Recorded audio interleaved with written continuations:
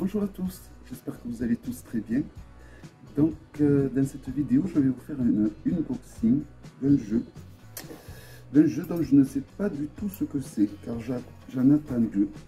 Alors les deux jeux que j'attends sont tous les deux sur les dieux. Il y en a un où c'est pas vraiment les dieux, c'est un jeu de runes, et l'autre c'est un jeu de dieux, de déesses, voilà, de plusieurs mythologies différentes. Donc je vais découvrir avec vous lequel des deux c'est. J'en ai vraiment aucune idée. Donc là, vu quand même l'expéditeur, j'ai l'impression que ça vient de France, donc je sais à peu près, j'ai une idée de quoi ça doit être. Ça doit être le jeu des runes. Que j'avais backé donc sur Kickstarter, il y a de cela un petit moment quand même. Parce que bon, avec le Covid, tout ça, évidemment, ça... Donc c'est joliment emballé, dans un joli papier de soie. Et c'est tout mou. Donc ça doit être encore emballé.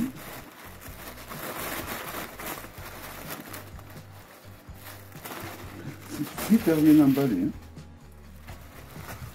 Ah non, mais c'est que c'est un pochon, d'accord. Alors il y a un pochon qui est livré également dans un papier de soie.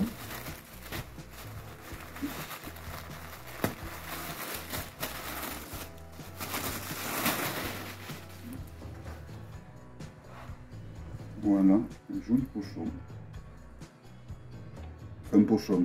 Tapis de tirage, je vais dire plutôt. Je ne sais pas pourquoi je dis pochon. Parce qu'il y a un pochon quand même avec. Donc, avec ceci, il y a un présentoir pour les cartes. Que voici, que je pourrais peut-être utiliser si je changeais la vue. Je vais y réfléchir. Parce que ce serait peut-être mieux que vous voyez les cartes posées sur... dites-moi dans les commentaires si vous préférez pas voir les cartes que je présente posées là-dessus, bien stables, plutôt que moi les tenir comme ceci. Donc par contre, du coup, vous auriez vu que sur la carte. Voilà, c'est comme vous voulez. Donc il y a plein de jolies cartes postales, des goodies,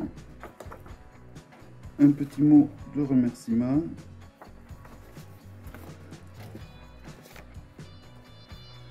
donc deux marque-pages de très bonne qualité, que voici.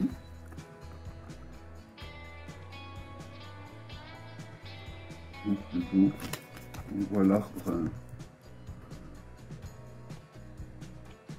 d'Asgard, je pense, je présume. Et trois cartes postales.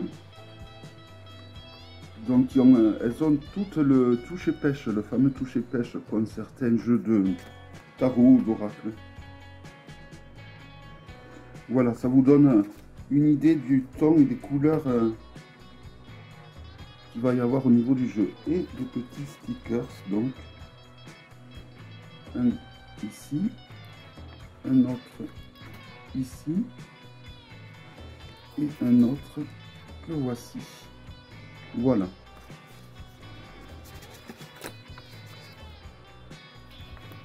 Donc vous me dites dans les commentaires si vous préférez donc voir vraiment que l'arcane sur un présentoir qui ne tremble pas, ou si on continue comme on fait, je vous les présente à la même. Donc c'est livré dans un grand pochon où on peut mettre la boîte du jeu dedans. Ça c'est, j'apprécie parce qu'il n'y a pas beaucoup. Souvent on met des pochons et on est obligé d'enlever les cartes de la boîte pour pouvoir le rentrer dans le pochon. Et je trouve que c'est dommage. Parce que les boîtes sont des vraies boîtes à bijoux, je trouve, des fois. Et on a envie de les protéger un peu plus. Donc c'est un jeu qui a mis son temps à venir et qui doit être très beau, je présume. Donc évidemment, il s'agit d'un jeu sur les runes. Donc il s'agit du The Runic Oracle of Odyssey de Eva Delcourt. Donc j'avais déjà un jeu sur les runes de elle que j'avais revendu. Et j'ai gardé celui-là. Pourquoi? Parce qu'il est en français. Embarquez et laissez-vous guider dans une odyssée spirituelle avec l'oracle de l'Odyssée runique, un outil de développement personnel et de divination pour vous apporter guidance et réponse à vos questions. Voilà, donc une très jolie boîte. Donc je pense que ce jeu va être le déclic que j'attendais pour me lancer dans l'apprentissage des runes. Tout simplement parce qu'il est en français. Alors j'en avais d'autres qui étaient en français, mais celui-là c'est différent. Celui-là c'est différent, il me plaît beaucoup. Donc l'intérieur de la boîte va faire partir de mes plus jolis jeux de boîte. Levez le voile de votre esprit, découvrez le pouvoir des runes. Voilà. Une très jolie boîte de qualité, en dur. Donc tout est écrit en français, en plus d'être écrit en anglais. Et ça c'est un truc que j'apprécie beaucoup. C'est quelque chose que font de plus en plus les Français, que devraient faire également les Anglais. Donc il y a un sacré guidebook, vous voyez. Alors sacré parce qu'il y a une partie en anglais et l'autre en français. Donc il est tout en couleur, il a le toucher, la couverture est bien rigide, avec toujours ce toucher pêche. Donc, je ne vais pas vous dire le nombre de pages parce que ça ne serait pas... alors quand j'arriverai peut-être... Donc la partie française se trouve en seconde partie.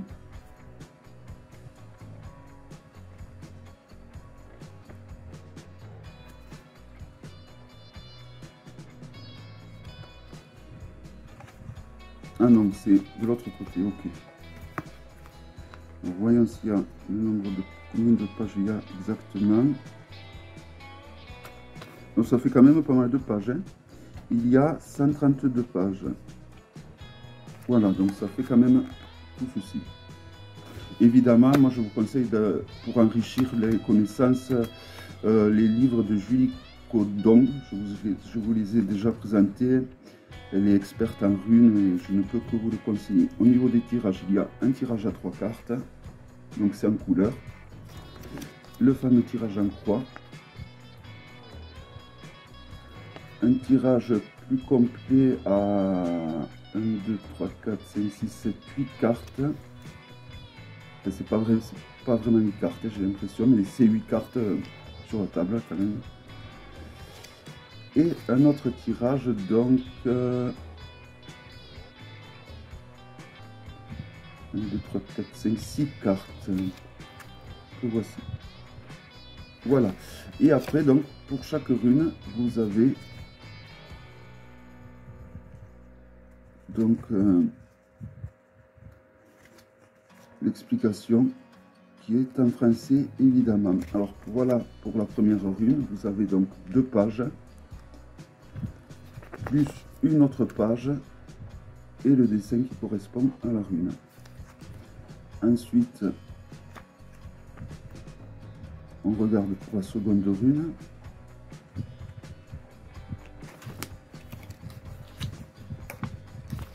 C'est pareil, donc on a 2 pages et une moitié de page avec la rune qui correspond. Alors, qu'est-ce que ça nous dit au niveau... il y a une explication de la rune.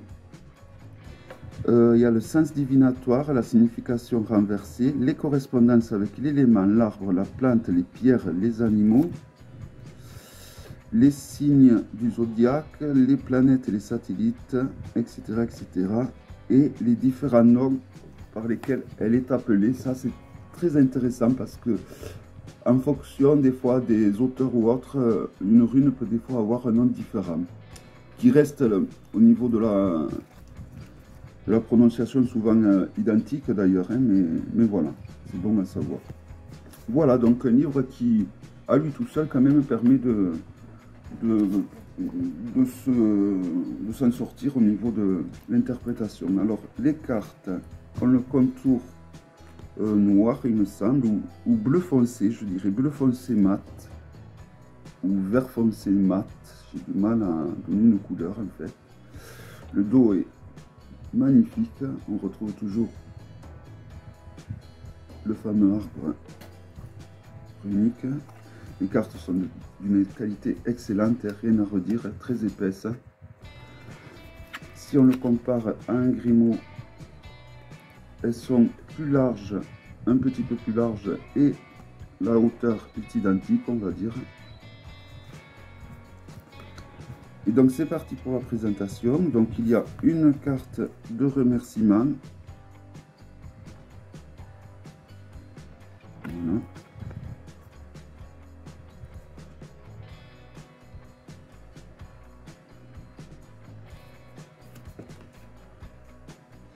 Et donc ce qu'il y a d'intéressant, c'est que sur chaque carte, vous avez les mots-clés en anglais et en français. Donc c'est pas évident à lire en fait. Le truc qui brille. Donc par exemple, nous avons FEU, la première rune, où il y a donc deux mots-clés, richesse et abondance. Donc les deux mots-clés en français se trouvent en dessous, en bas, écrits en plus petit que les deux mots en anglais. Donc voilà, vous voyez. C'est un très joli jeu, je trouve.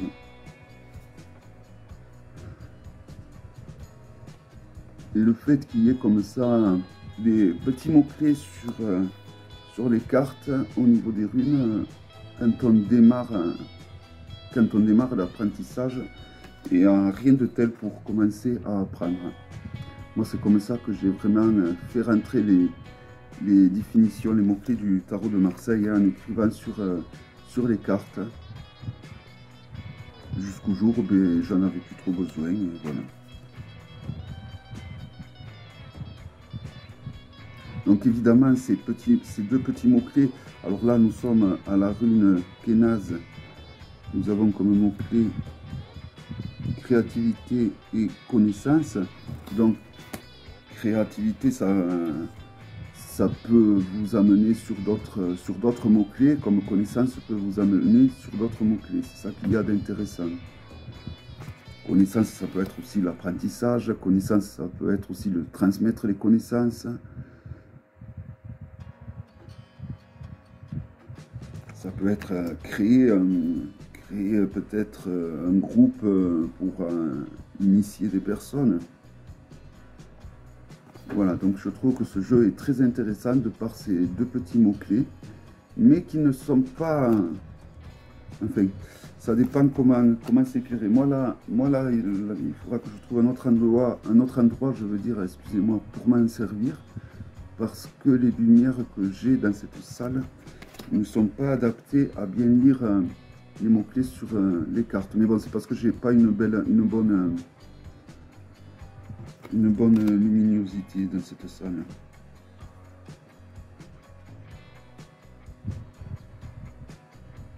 Voilà, donc vraiment un très beau jeu unique.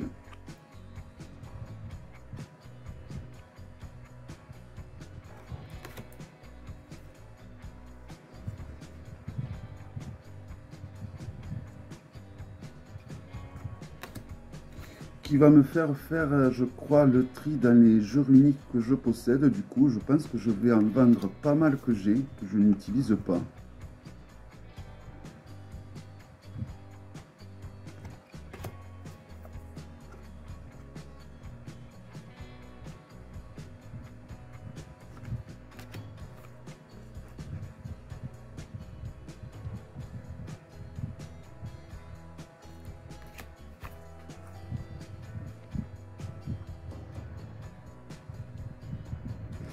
Alors, vraiment, les illustrations sont magnifiques et les cartes sont vraiment de très très bonne qualité, il n'y a rien à redire. Bon, après, c'est des cartes vraiment très épaisses, et donc pour tous ceux qui aiment mélanger comme les Américains, comme ça, là, ça va peut-être pas être évident. Mais j'ai vu que, par exemple, Solveig, il arrive très bien à mélanger avec des cartes épaisses, donc après, c'est une question d'habitude, de pratique. Isa aussi arrive très bien. Voilà, je connais beaucoup de youtubeuses qui arrivent très bien à mélanger donc avec les cartes épaisses également. Donc c'est un faux argument que je dis là. Voilà, donc un très beau jeu. Alors j'aime beaucoup les couleurs. Il y a également les phases lunaires. Donc ça c'est très intéressant aussi pour ceux qui veulent apprendre les phases lunaires. Parce que du coup, ben, vous avez pareil 2 mots-clés pour chaque phase, lunaire. Et donc c'est intéressant. Je trouve que vraiment ce jeu c'est pour moi un très bon jeu d'apprentissage. Que ce soit au niveau des runes, mais même au niveau des phases lunaires pour le coup. Alors ça peut sembler pas grand chose, 2 mots-clés, mais comme je vous dis, un mot-clé ça nous ouvre la porte sur plein d'autres mots-clés au final. Et avec tous ces mots, ben, à nous de trouver la bonne phrase qui correspond à la situation. Voilà, vraiment un magnifique jeu. Je ne regrette pas du tout d'avoir soutenu, car je pense qu'il va me faire des économies. Voilà, d'ailleurs je vous ferai un vlog un jour sur ces fameux jeux qui me font faire des économies. Alors il s'agissait donc d'un jeu de Eva Delcourt, le Runic Oracle of Odyssey. Un jeu qui vient donc de chez Kickstarter et que vous pouvez trouver sur son magasin sur la boutique Etsy. Voilà, je vous dis à très bientôt pour une prochaine vidéo. Bye bye.